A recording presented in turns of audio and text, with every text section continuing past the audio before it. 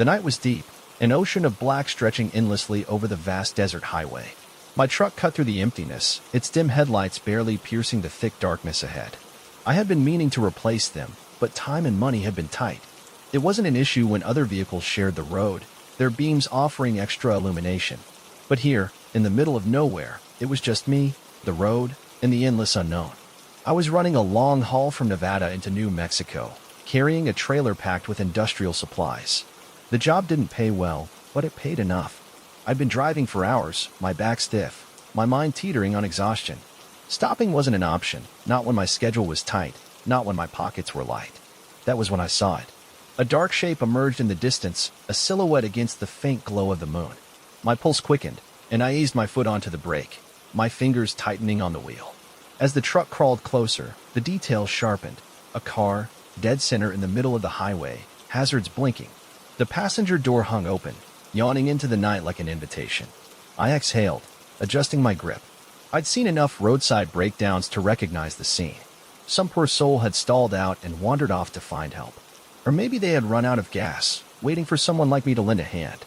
I wasn't the kind of guy to leave someone stranded. Still, something about this wasn't right. The car wasn't just stopped, it was abandoned.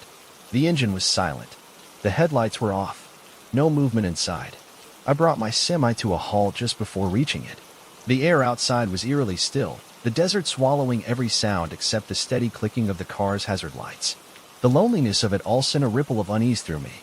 I climbed out, leaving my truck running. The warmth of the engine rumbled beneath my boots as I approached. A few steps closer, and my unease deepened. The vehicle was clean, newer, no signs of wear, no dents or scrapes. The keys were in the ignition, but the car was off. It hadn't just died. Someone had turned it off deliberately. I circled to the back, peering inside. Empty. No driver. No passengers. I turned my head, scanning the darkness beyond the road. Shadows stretched across the sand, silent and unmoving. Someone had been here. Maybe they were still out there, watching. I swallowed hard and turned back to the car. Then I saw the trunk. It was latched shut, but not fully. A thick rope ran through the gap, knotted tightly. Something had been forced inside. A sick feeling twisted in my stomach. I reached for the latch. It was locked. My breath came quicker now. A sense of urgency burned through my exhaustion. I retraced my steps to the front, pulling the keys from the ignition. Back at the trunk, I slid the key into the lock. The mechanism clicked. The moment I lifted the trunk open, the gunshot cracked through the night. The explosion of sound sent a shockwave through my body. I flinched so hard I hit my head on the trunk's edge. Pain burst through my skull, but I barely noticed. I was already moving, already running. Another voice, rough and ragged, echoed through the dark. Hey, footsteps. Fast. Approaching. I spun around, my heart in my throat. A figure emerged from the blackness, illuminated briefly by my truck's headlights. Stocky, broad-shouldered, dressed in overalls caked in dirt. His boots kicked up dust as he ran. In one hand, a shovel. In the other, a gun. We locked eyes for a moment that stretched too long. His face wasn't angry. It wasn't panicked. It was pleading. His lips moved, shouting something I couldn't hear over the blood pounding in my ears. Then he sprinted toward me. I didn't think. I acted. The key slipped from my hand, falling somewhere in the sand, but I was already backing away. My truck. I had to get to my truck. He was fast, but I was desperate. My boots hit the pavement hard as I lunged for the cab. I slammed the door shut just as his hand reached for the handle. The truck roared to life under my trembling grip. I shifted gears, the tires screeching as I pulled away. In the mirror, I saw him standing there, the shovel hanging loosely at his side. His gun was still raised, but he wasn't aiming at me anymore. Instead, he was staring at the open trunk of the car. Then, as if realizing something, he turned back toward me and bolted for his vehicle. I slammed the gas pedal down. I didn't wait to see if he was following. I already knew he would. The truck rattled beneath me as I tore down the highway, my breath coming in sharp, ragged bursts.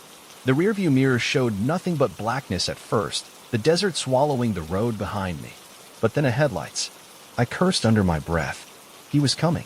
The man's car shot forward, closing the distance between us with terrifying speed. The red hazard lights of his abandoned vehicle faded behind him as he veered onto the road, his high beams flicking on, blinding me in the mirror. The truck's wheels trembled beneath the weight of the trailer as I pushed the speedometer higher than I should have dared. I was breaking every rule of the road, but survival overrode the law. The high beams flooded my cab with light, casting my shadow against the dashboard, stretching it tall and thin like something unnatural. My fingers curled tighter around the wheel. I had no plan. I had nowhere to go. I could call the cops, but what would they do? By the time they arrived, would I be alive to talk to them? My eyes flickered to the rearview mirror again. The man's car weaved slightly, trying to find an angle, but I was bigger. If he tried to ram me off the road, he'd be the one wrecking his vehicle, not me. But there was something else, something strange. A movement, not from his car, from inside my truck. A shape flickered behind me, just barely visible in the dim interior light of the cab. My gut twisted violently. I wasn't alone. I didn't look. I couldn't. If I turned to confirm what I thought I saw, I might lose control of the wheel. A breath. Soft, deliberate. Then, whispered words. Keep driving. I couldn't move. My knuckles turned white on the wheel. The voice was behind me, inside the truck. The man in the car behind me wasn't the only thing I had to be afraid of. I swallowed hard. 1,000 thoughts warred in my head. Had someone climbed in while I was out checking the car? No, I would have noticed. Then when?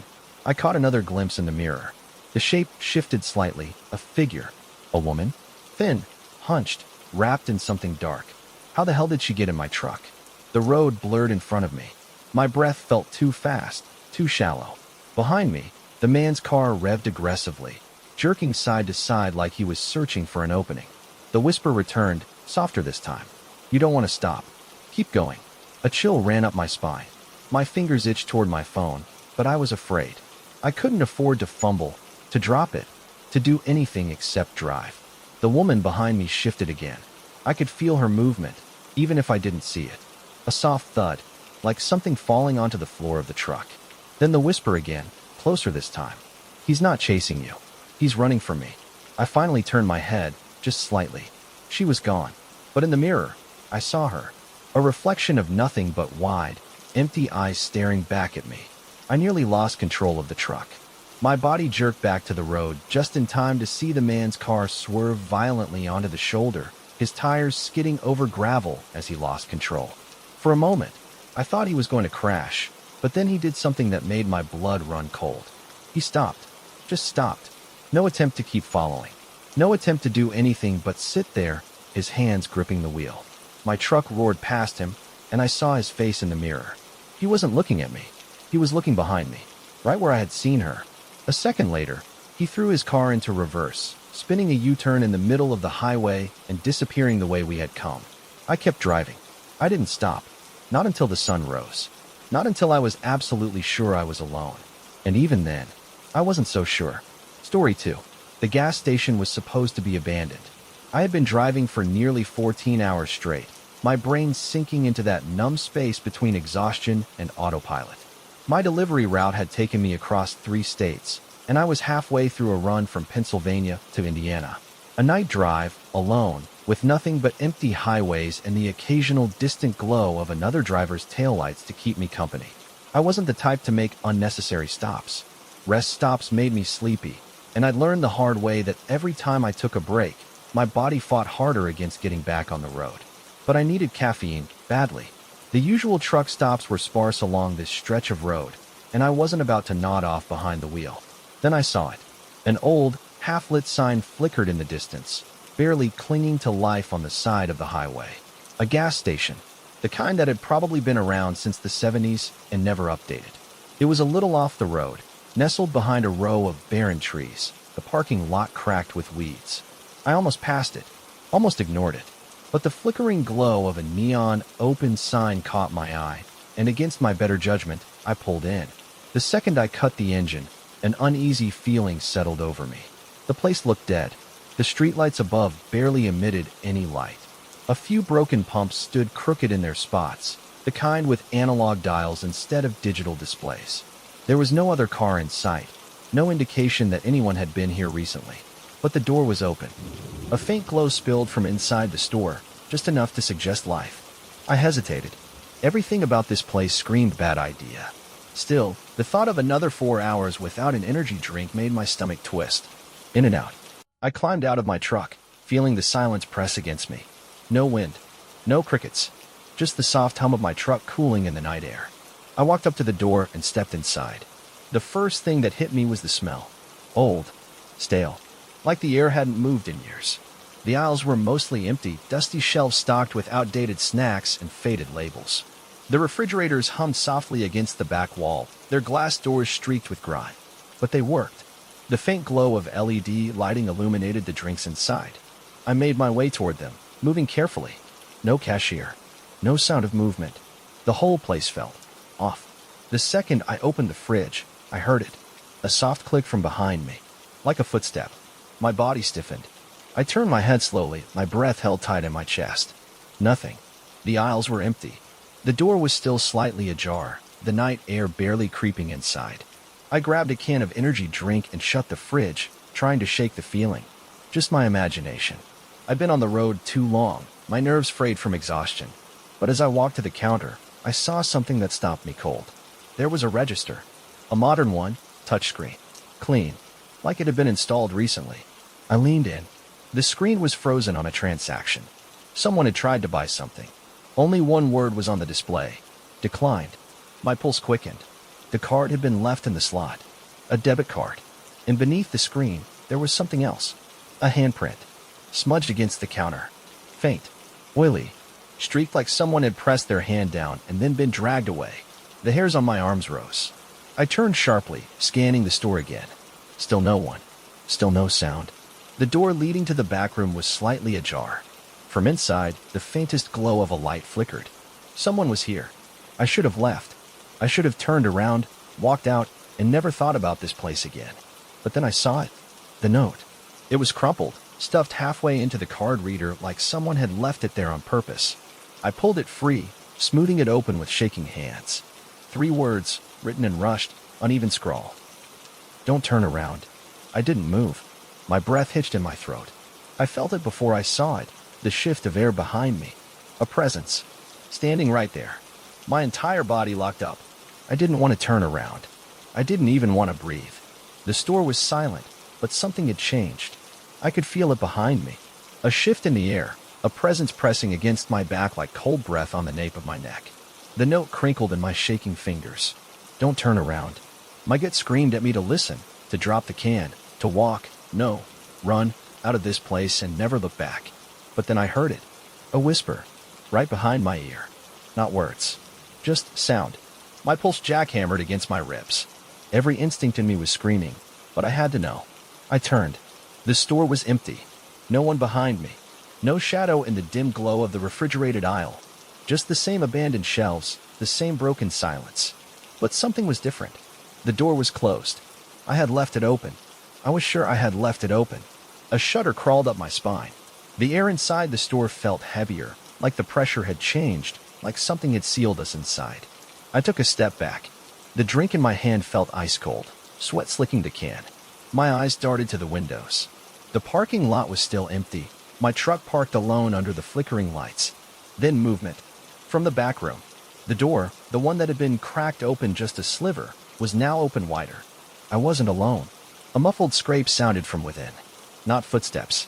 Something else. Something dragging. I moved without thinking. My boots were too loud against the tile as I stepped backward, my heartbeat hammering in my ears. I needed to leave. I turned toward the front door. And that's when I saw the figure standing outside. A man.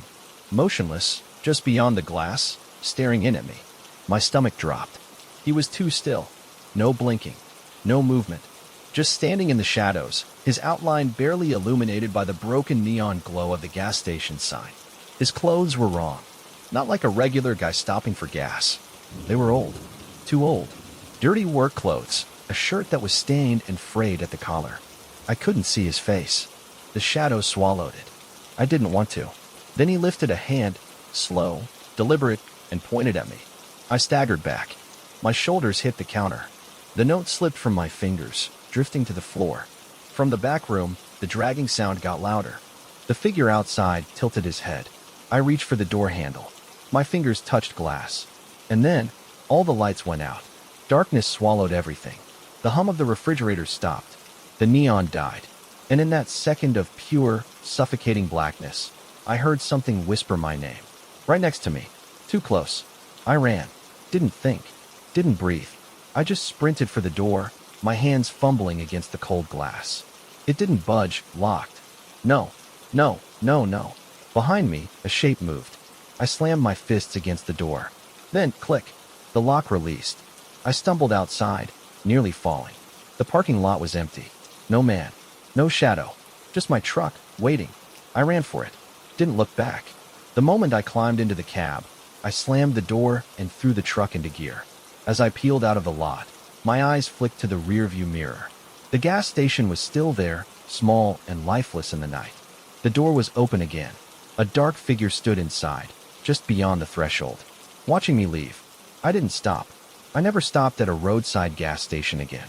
I don't know what was in that store that night, or what waited in the back room. But sometimes, when I drive past that stretch of highway, I swear I still see it.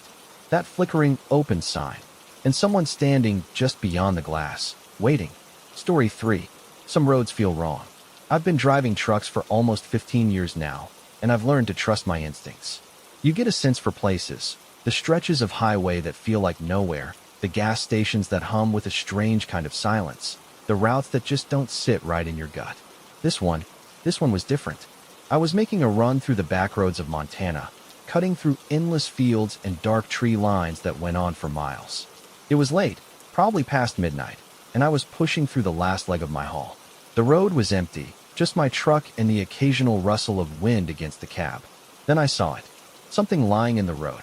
I squinted, easing off the gas. My headlights washed over the shape, and my stomach twisted. A dress, bright purple, spread across the asphalt like someone had laid it there on purpose. I slowed the truck, creeping past it, my eyes flicking toward the darkness beyond the road. My pulse drummed in my ears. Why was it here? Then, maybe 50 yards ahead, another piece of clothing. A pair of shoes. I tapped the brakes. Another few feet, more. A child's shirt. A single sock. A denim jacket, sleeves crumpled like it had been pulled off in a hurry. My mouth went dry. Someone was out here. Or had been. I scanned the tree line, but the night swallowed everything past my headlights. I considered stopping, but my gut twisted at the thought of stepping out. Something was wrong. Then I heard it. A child's scream. Short. Sharp. From the woods. I froze. It came again, higher this time, urgent. I sat there, hands tight on the wheel. My instincts were at war. Every rational thought in my head screamed, don't. But I couldn't ignore it. I grabbed my flashlight, stepped out, and the cold night air swallowed me whole. The sound came from the trees, deeper than I expected. I hesitated. Then another scream, closer. I took a step forward. Then another. My boots crunched against the gravel. The flashlight's beam cut through the dark, catching the outlines of branches, the glint of damp leaves. Then I saw it. A small figure. A little girl, crouched near the base of a tree. Her arms were wrapped around her legs, her head ducked down. She was shivering, wearing a light pink dress that looked too clean for someone lost in the woods. Something about that didn't sit right. I swallowed. Hey kid, you okay? She didn't move. I took another step closer. Are you hurt? What are you doing out here? Nothing. My nerves prickled. Then, another scream. Not from her. From behind me. I spun, my flashlight shaking in my grip. There was no one there. Just the empty road. The scattered clothing. The stillness of the night. My pulse pounded. The flashlight's beam darted through the trees, the truck still idling in the distance. Then a whisper. Too close. You shouldn't have stopped. I turned back. The little girl was gone. She vanished. The little girl, the pink dress, gone. The air around me felt wrong. Thick, heavy, charged like the sky before a storm. My flashlight shook as I swung the beam back and forth, my breath tight in my throat. I hadn't heard her move. No footsteps. No rustling of leaves. She had just disappeared. The road behind me stretched empty, my truck still idling in the distance. The scattered clothing lay undisturbed, as if nothing had ever touched them. But something had, and then I heard it. A soft, wet breath. Right behind me. I whipped around. Nothing. Just trees. Dark, endless trees. The flashlight's beam flickered, and then the whisper came again. Too close. Too wrong. You shouldn't have stopped. My stomach twisted. That voice, it wasn't a child's. It was something else. I took a step back, my boot catching on the damp earth. The silence pressed in, thick as fog. I turned toward the road, toward the only safety I had left. my truck. And then the scream. The same child's scream, but this time it was coming from my truck. My blood turned ice. I could see the cab from here. The driver's door was open. I hadn't left it open. I broke into a sprint.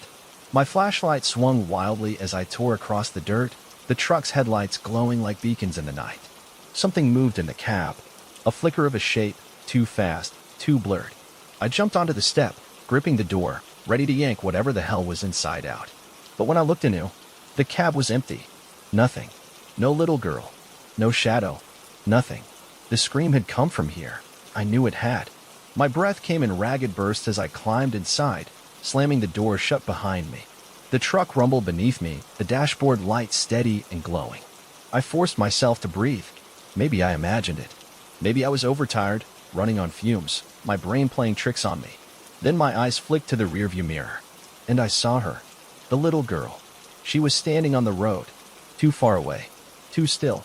I felt my stomach lurch, my fingers gripping the wheel. My headlights cut across the pavement, stretching her shadow long behind her. Her head tilted slightly. Then, slowly, she lifted her hand and pointed past me, into the back of my truck.